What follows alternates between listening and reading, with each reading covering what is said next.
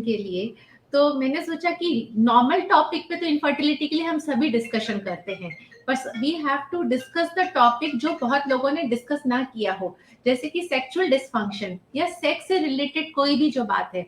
तो ये हमारी कंट्री में आज भी सेक्स को एक टैबू की तरह देखते हैं। तो ये बातें ना तो हम अपने पेरेंट्स से डिस्कस कर सकते हैं, ना अपने फ्रेंड से बहुत ओपनली डिस्कस कर सकते हैं। रहा कुछ आधी अधूरी नॉलेज मिलती है नेट के थ्रू, उसमें भी अगर यूट्यूब खोलेंगे, गूगल खोलेंगे तो इतने सारे वीडियोस मिलते हैं।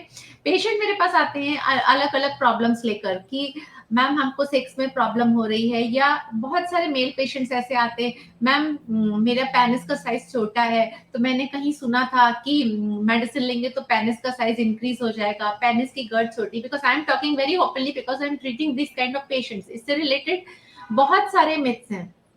सिमिलरली फीमेल्स आती हैं कि नहीं, उनको बहुत ज्यादा डर है, उनको लगता है कि नहीं वो तो कर ही नहीं सकती, उन्होंने कहीं पढ़ा था, वेजिनिस्मस है। तो ऐसा बहुत बहुत सारी प्रॉब्लम्स है। मतलब कई बार ऐसा होता है कि only we treat this vaginismus and do the proper counselling of the patient, तो उसमें भी पेशेंट को प्रेगनेंसी हो जाती है। सेक्सुअल डिस्फंक्शन अभी जैसे हम आगे और बात करेंगे पूर्णिमा जी, तो उससे रिलेटेड भी बहुत सारे पेशेंट्स आते हैं। Some are coming with the premature ejaculation, some are coming with the delayed ejaculation. Yes, now the entity is also in the retrograde ejaculation is also there, पर वो सब आपको डॉक्टर ही चेक करके प्रॉपर बता सकता है। आपने आधा अधूरा, लोगों बोलते हैं कि नहीं मैम हमें इरेक्शन नहीं होता, कुछ लोग बोलते हैं कि हमें बहुत कम टाइम के लिए इरेक्शन होता है, तो इस बारे में उनको बहुत सारी भ्रांतियां हैं। तो जब हम उनको प्रॉपरली काउंसिल करते हैं and we give the treatment, of course the results are there. So that's why I thought कि we will take this topic today. बिल्कुल, and I seriously do agree with you doctor Ritu, because ये चीज़ें हम discuss ही नहीं करना चाहते। And first of all let's start with the session. और सबसे कॉमन जो हमारे पास हमने देखी है, हमारे पास लोगों की क्वेरीज आती हैं, that is related to masturbation. अगर बहुत फ्रीक्वेंसी है मास्टरबेशन की, तो am I really moving towards infertility, या मैं शादी के बाद या at this time of stage I am unable to make my wife pregnant is just because के मैंने अपनी younger age में masturbation बहुत किया है। तो क्या सच में इसका कुछ रिलेशन है इनफर्टिलिटी से? ये बहुत ही अच्छा क्वेश्चन है। ऐसे क्वेश्चंस हमारे पास भी बहुत सारे आते हैं। तो ये एटलीस्ट एक्चुअली टोटली मिथ है, ऐसा कुछ भी नहीं है। इसमें मैं अपने पेशेंट जब मेरे पास आते हैं तो मैं कैसे उनको काउंसल करती हूँ, मैं वही आपके साथ शेयर करती हूँ। देखिए, बेसिक नीड हम सबको पता है कि ह्यूमन बीइंग की, पहले हम बोलते थे रोटी, कपड़ा और मकान, ये 3 चीजें जरूरी हैं। तो अभी now we are in 21st century, अभी scenario is change. Now the basic needs is first of all is a good mobile, second is free Wi-Fi connection, and third is the sex. So क्योंकि I am practicing in Pune in Koregaon Park, the poshest area of the Pune, so बहुत सारे youngsters इस तरह की complaints लेकर आते हैं। तो जब मैंने अपना ये स्टार्ट भी किया 360 केयर हेल्थ केयर स्टूडियो, उसका पर्पस ही यही था कि ऑल जितनी भी प्रॉब्लम्स है उन सबका सोल्यूशन एक ही रूफ के अंदर मिलना चाहिए। तो जैसा आपने पूछा, यस, तो मैस्टरबेशन से ऐसा कुछ नहीं है कि आप इम्पोर्टेंट हो जाएंगे, इनफर्टाइल हो जाएंगे, so not a problem at all, no, it is totally a myth. So next time अगर आपको कोई ये सलाह देता है कि नहीं नहीं it is wrong, then please आप डॉक्टर रितु का ये सेशन जरूर देख लीजिएगा। Doctor Ritu, let's shift towards some female concerns. We have many queries related to dry vagina. So usually ऐसी कंडीशन में सेक्सुअल इंटरकोर्स पॉसिबल ही नहीं हो पाता, एंड लेडी फीमेल को एक अलग से प्रॉब्लम है क्योंकि वो नहीं करना चाहती, एक डर है, एक पेन है। और मेल का अलग इशू हो जाता है बिकॉज उनको ये लगता है कि शायद वाइफ ही इंटरेस्टेड नहीं है। सो dry vagina, what could be the reason and what could be the suggestion from your side to इसको ठीक करने के लिए क्या क्या कर सकते हैं? This is also a very important question. Dry vagina को लेकर हमारे पास अलग अलग एज ग्रुप के पेशेंट्स होते हैं। अगर पेशेंट हमारे पास आ रही है, मतलब usually in the patient in the perimenopausal age group, मतलब 42, 43 या अर्ली मेनोपॉज वाले पेशेंट हैं 45, 48, तो उनमें क्योंकि हार्मोन, ईस्ट्रोजन हार्मोन कम हो गया जैसे मेनोपॉज स्टार्ट हुआ या मेनोपॉज स्टार्ट होने वाला है, तो जब ईस्ट्रोजन कम होता है तो वेजाइना में लुब्रिकेशन कम होता जाता है, तो जिसके लिए ड्राई वेजाइना होता है। ये मैं ट्रीटमेंट एक साथ बताऊंगी। This I spoken about menopausal and perimenopausal. Plus some the young girls are coming to also us, ma'am हमारी तो शादी को अभी 2 साल ही हुए हैं, पहले कुछ प्रॉब्लम नहीं होता था, अब मुझे सेक्स करते समय बहुत तकलीफ होती है, नीचे मुझे बहुत ड्राइनेस लगती है। तो may be that due to some infection also, अगर आपको लॉन्ग टाइम पर वाइट डिस्चार्ज का प्रॉब्लम हो रहा है, या आपने कोई कॉन्ट्रासेप्टिव पिल खाई है लॉन्ग टर्म के लिए, not for a shorter duration 3 months 6 months, but if you are taking for the longer duration. Third very important thing इसमें आता है कि कई बार पेशेंट्स को बहुत ज्यादा स्टडीज हैं पर बहुत ज्यादा नहीं है, some patients who are chronically addicted to smoking and alcohol, that is also a positive factor for the dryness of vagina. In this I'm telling you the chronic smoking, मतलब जिसमें कि लड़कियां मेरे पास आती हैं जो दिन में 20 सिगरेट्स पी रही हैं, तो वो कहीं ना कहीं हार्मोन इम्बैलेंस करता है। But in the young age mostly is the due to infection. बहुत सारे ऐसे पेशेंट्स आते हैं कि जिनका हम इन्फेक्शन ट्रीट करते हैं, उसके बाद ड्राइनेस कम हो जाता है। And in the perimenopausal and menopausal age group we give the some hormone supplements. Of course पहले हम locally देते हैं instead of giving the oral tablets, क्योंकि हार्मोन को लेकर भी बहुत सारे मिथ्स हैं कि हम हार्मोन लेंगे तो हमें कैंसर ना हो जाए, ऐसा कुछ है। तो पहले हम लोकल एप्लीकेशन के लिए देते हैं इस द पेरीमिनोपॉजल। और जो अर्ली यंग एज वाली लड़कियां हैं, अगर उनमें ड्राई वेजाइना है तो there are different hydroscopic gels are available, तो वो हम देते हैं, इन्फेक्शन ट्रीट करते हैं और उसके बाद वो जेल्स का एप्लीकेशन भी बताते हैं, so problem can be solved easily. But you have to go to a proper doctor and the proper counselling is needed. Right. And here we would really like to add कि please don't believe Google with such cases, because आपका case different है and we believe that every individual is different, so that's why the treatment is also different.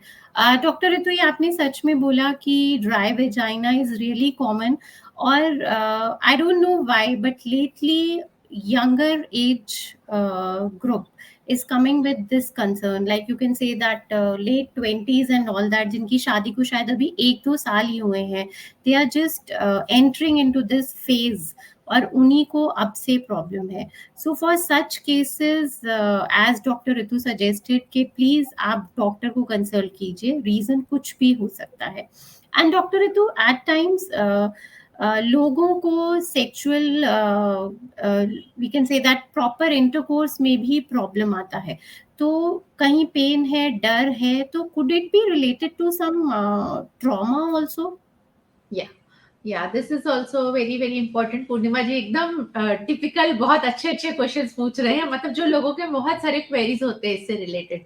Yes, कुछ तो couples ऐसे आते हैं, इसमें मैं केस आपके साथ डिस्कस करना चाहूंगी। बहुत सारे पेशेंट्स, मतलब कॉर्पोरेट आईटी सेक्टर के पेशेंट्स आते हैं जो इनफर्टिलिटी के लिए आ रहे हैं ट्रीटमेंट के लिए। तो जब पेशेंट को हमने पूछा कि आपका लास्ट इंटरकोर्स कब हुआ था, तो उनको कई बार तो बहुत टाइम लगता है सोचने के लिए। उनको कुछ लड़कियां तो अपने मोबाइल में मुझे देखकर बताती है, मैम 2 months बैक हुआ था या 3 months बैक हुआ था, या हम अपनी मम्मी के यहाँ जा रहे थे उससे पहले हुआ था, इस तरह का, या हम कहीं घूमने गए थे तब हुआ था। तो इनफर्टिलिटी ट्रीटमेंट में जब पहले हम सेक्सुअल हिस्ट्री लेते हैं, तो अभी आई वांट टू से, अभी कुछ लोगों का तो ऐसा है कि नॉन कंज्यूमेशन ऑफ मैरिजेस भी है, जिनका कि इंटरकोर्स हुआ ही नहीं है, तो फिर हम प्रेगनेंसी के लिए कैसे आगे ट्रीटमेंट देंगे। उसमें कुछ लोग बोलते हैं कि नहीं मैम मुझे तो इतना ज्यादा डर है, मैंने यूट्यूब पे देखा था, मुझे इतना ज्यादा डर लगता है, I allow only up to the foreplay, मैं उसके आगे even I am not allowing for the fingering also, क्योंकि मुझे इतना डर लगता है कि मुझे ऐसा होने के बाद कोई बहुत सीवियर पेन होगा या बहुत ब्लीडिंग होगा। यस, इसमें कुछ एक फैक्टर तो बहुत सही, जैसा पूर्णिमा जी ने कहा, कभी कभी किसी के साथ चाइल्डहुड एब्यूज की कुछ हिस्ट्री होती है, तो एक वो भी एक मेंटल ट्रॉमा होता है। और sometimes some have heard that in their family something is happened like that related to sex, तो उसका भी एक डर रहता है। तीसरा, कुछ पेशेंट्स आते हैं जिनके में तो खाली हम प्रॉपर काउंसलिंग करते हैं, 2 या 3 सेशन में काउंसलिंग करते हैं, and we tell them about the different positions and how to involve in the foreplay, and then there this problem is solved. So here again I want to emphasize कि अगर इस तरह का कुछ problem है तो प्लीज जाकर proper gynaec या प्रॉपर सेक्सोलॉजिस्ट को मिलिए। हर एक डॉक्टर ये प्रॉब्लम नहीं ट्रीट कर सकता, जो जिसके लिए स्पेशलाइज है वो ही ट्रीट कर सकता है। तो वेजिनिस्मस के तो बहुत सारे पेशेंट्स आते हैं मेरे पास में जिनको ऐसा प्रॉब्लम होता है। तो बहुत सारे पेशेंट्स में प्रॉपर काउंसलिंग, 2-3 सिटिंग की काउंसलिंग, और हम पेशेंट को समझाते हैं कि जब दोनों को ही प्रॉपर टाइम देना है तो ये प्रॉब्लम सॉल्व हो जाता है।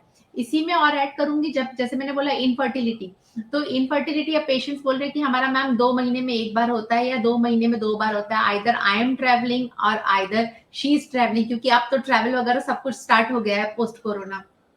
तो जो आइडियल डेज हैं, जिन डेज पे होना चाहिए, अगर उस डेज पे ही अगर नहीं हो रहा है रिलेशनशिप, तो फिर मैं चाहे कितनी भी दवाइयां दे दूं दोनों पार्टनर्स को, तो प्रेगनेंसी नहीं होने वाली। So for that they have to consult a proper doctor, and under the doctor guidance the problems can be solved. Right. And I think जैसे आपने बोला ट्रैवल है, घर पे नहीं है, साथ नहीं है, this is really very common issues. But here I would advise कि अगर आपको लगता है कि कुछ इश्यूज आप दोनों के साथ हो रहे हैं, तो please do visit right doctor at right time, and counsellor की हेल्प लेने में कोई बुराई नहीं है। We do have in-house counselors. If any of you are dealing with such issues, then please connect with us. Counsellor के पास जाना, उससे बात करने का मतलब ये नहीं है कि आपके साथ कुछ मेंटल इश्यूज हैं या दुनिया आपको पागल कहेगी। ये आज की जरूरत है, प्लीज इसको समझिए। Doctor Ritu, we have one query over here, I just take it. The HSG test is done by using catheter 7F under aseptic precaution. There is single uterus of normal size but with mild irregular margin. There are bilateral corneal block with non-filling of both fallopian tubes. There is no evidence of free peritoneal spill on either side. Impression bilateral corneal block of fallopian tubes with non-filling of fallopian tubes at all. The uterine cavity is irregular due to infective ethology. Please tell me, what does this report means? Is there any major problem? Yes. So as it is, the question is already mentioned that there is a bilateral corneal block. तो अगर दोनों side के tube block हैं और uterus में भी uterine cavity regular है, infective pathology mostly हमारे इंडिया में ये जो जाता है टीबी की तरफ जाता है, ट्यूबरकुलोसिस, क्योंकि जो कि बहुत कॉमन है। या तो आपको पहले कोई चाइल्डहुड में ट्यूबरकुलोसिस की हिस्ट्री है, अगर नहीं है तो आप आपके डॉक्टर को मिलिए, वो आपका टीबी पीसीआर या टीबी गोल्ड जो हम न्यू टेस्ट करते हैं वो कराएंगे, और अगर उसमें पॉजिटिव आएगा तो 6 मंथ्स टू 9 मंथ्स का ट्रीटमेंट चलता है, उसके बाद ही आगे बताया जा सकता है। Sometimes the adhesions are too much, क्योंकि एचएसजी में हमें ट्यूब्स का ही पता चलता है, यूट्राइन कैविटी के अंदर का क्या पोजीशन है। For that we have to go for the hysteroscopy. तो प्लीज अगर आपका ऐसा रिपोर्ट आया तो वेट मत करिए, जाकर डॉक्टर को जल्द से जल्द मिलिए, वो आपका टीबी पीसीआर या टीबी गोल्ड एस नाम के टेस्ट करवाएंगे। Okay. So again, as doctor suggested कि yes, आपको डॉक्टर से सही टाइम पे मिलना is really important. So doctor, we have another query related to loss of libido. ये यूजली केसेस आते हैं when people are trying for second child, तो जिसको कि हम बहुत आसानी से सेकेंडरी इनफर्टिलिटी की कैटेगरी में डाल देते हैं। But I think they said कि बस एक बच्चा तो हो गया, उसके बाद तो मन ही नहीं करता, तो what could be the reason for this? So yes, इस तरह के बहुत सारे पेशेंट्स आते हैं। कई बार ऐसा होता है कि मेल पार्टनर लेकर आते हैं अपनी फीमेल को कि अभी तो मेरी वाइफ का बिल्कुल सेक्स में कोई उसकी रुचि नहीं है, कोई उसका रुझान नहीं है। मैं कहता हूँ तो then also she is little irritated. So कई बार तो इसके बहुत सारे रीजंस होते हैं। एक तो ऐसा कि या तो उनको कोई साइलेंट कोई इन्फेक्शन हो रहा है, लॉन्ग टर्म वाइट डिस्चार्ज है, उस जिसको हमारी में बोलते हैं सर्विसाइटिस या पेल्विक इन्फ्लेमेटरी डिसीज। सेकेंड ऐसा होता है कई बार फर्स्ट डिलीवरी के टाइम पर अगर नॉर्मल डिलीवरी हुआ है, एपिजियोटमी मतलब जिसमें नीचे की तरफ स्टिचेस आते हैं, तो अभी यूजुअली तो सबके में प्रॉब्लम नहीं होता है, पर किसी किसी पेशेंट को स्टिचेस की वजह से नीचे थोड़े कॉन्ट्रैक्चर होता है, तो उससे पेशेंट का little bit of loss of interest होता जाता है कि नहीं मुझे अब नहीं करना है, मुझे उस पर दर्द होगा। थर्ड वेरी इंपॉर्टेंट, कई बार अब पेशेंट के लिए क्या होता है, अब उसके लिए बच्चा may be a more priority, so she is she has to do the actually I am dealing with the patients who have to do the office work also घर पे, बच्चे क्योंकि अभी सब न्यूक्लियर फैमिली में रहते हैं, पेरेंट्स बाहर है, पेरेंट्स आए तो 2 महीने 3 महीने के लिए आए जब तक बेबी छोटा है, तो after that she has to take care of the baby also, she has to take care of the home also, then she has to satisfy husband needs also. तो बहुत टाइम पेशेंट को या तो time का, उनके पास time का problem होता है कि टाइम मैनेज नहीं हो रहा है, तो बोलते हैं कि नहीं अभी हमारी इच्छा नहीं हो रही है।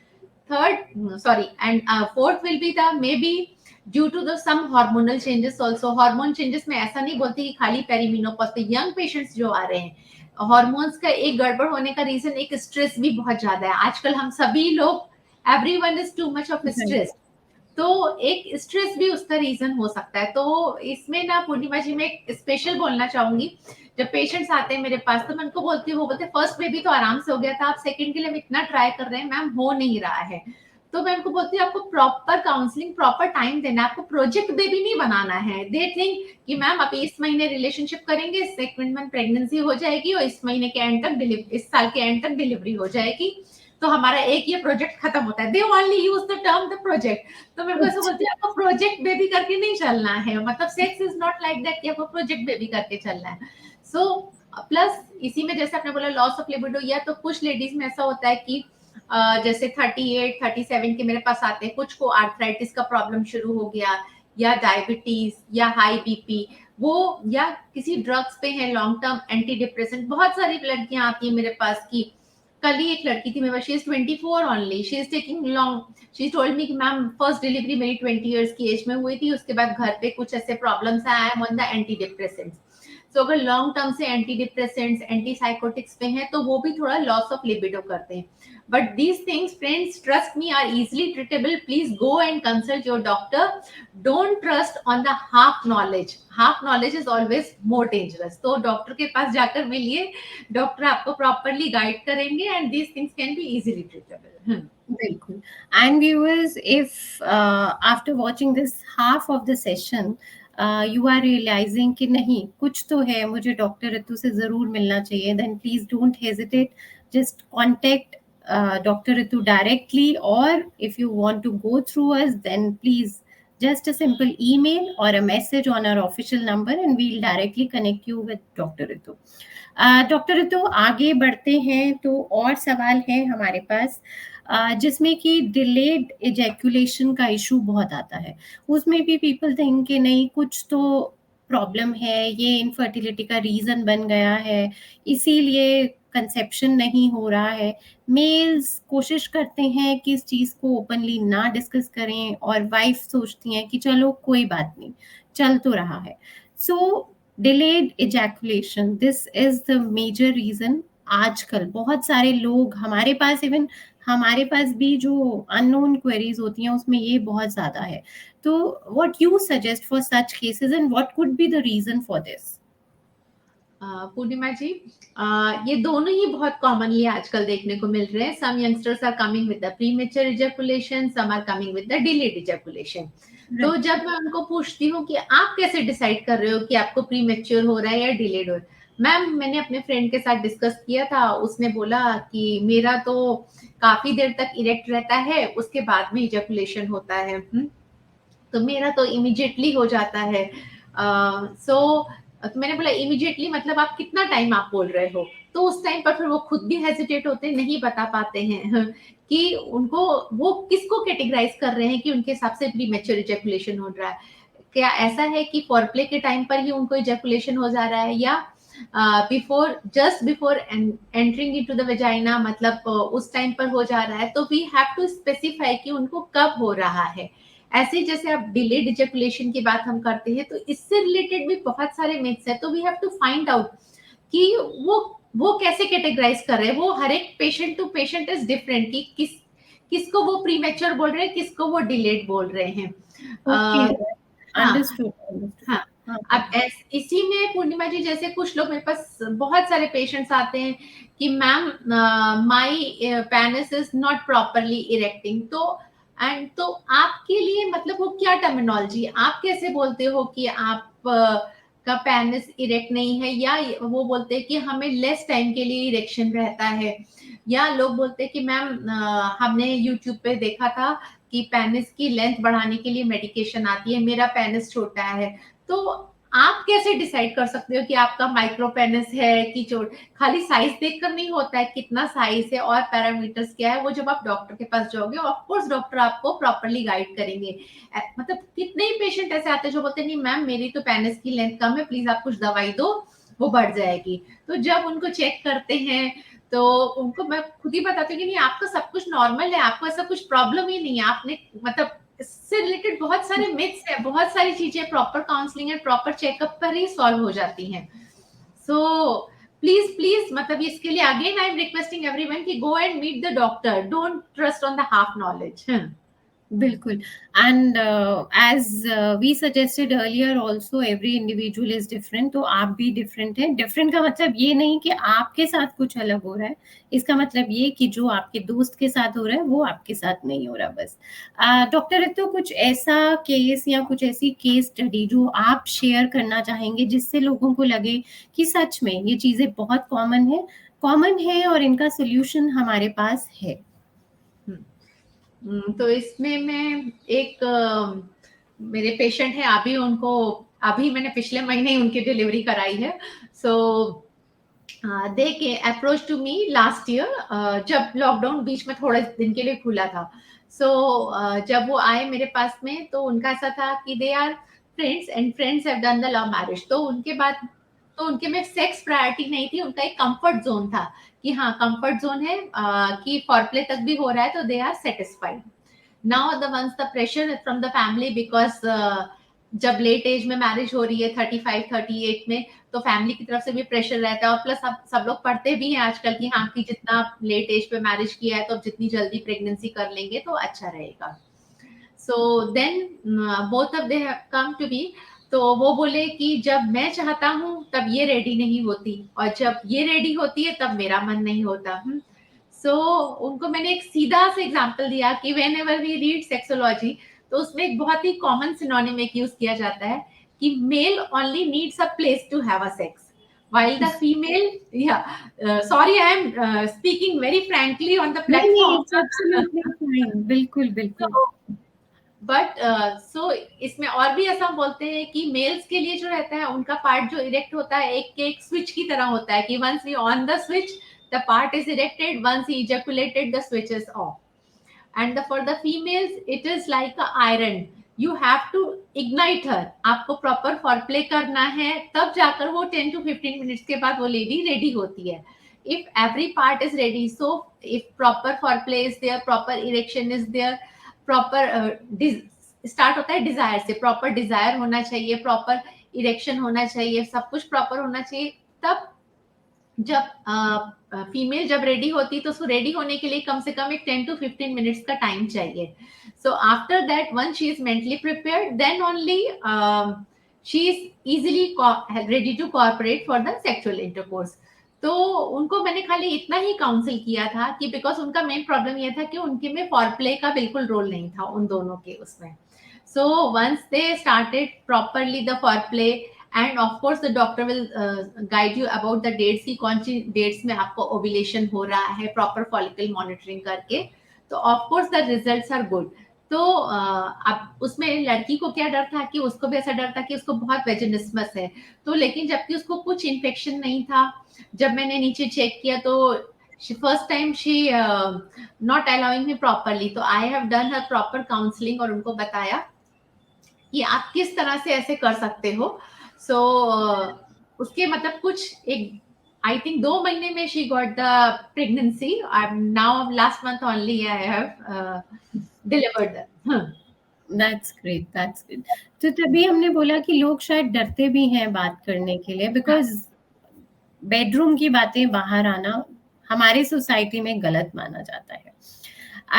We have like n number of comments here, Dr. Ritu. People are just thanking you for openly discussing these issues, क्योंकि कहीं ना कहीं सबको पता है ये issues हैं, बट अगेन हम डरते हैं कि दुनिया क्या कहेगी अगर हम इसके बारे में बात करेंगे।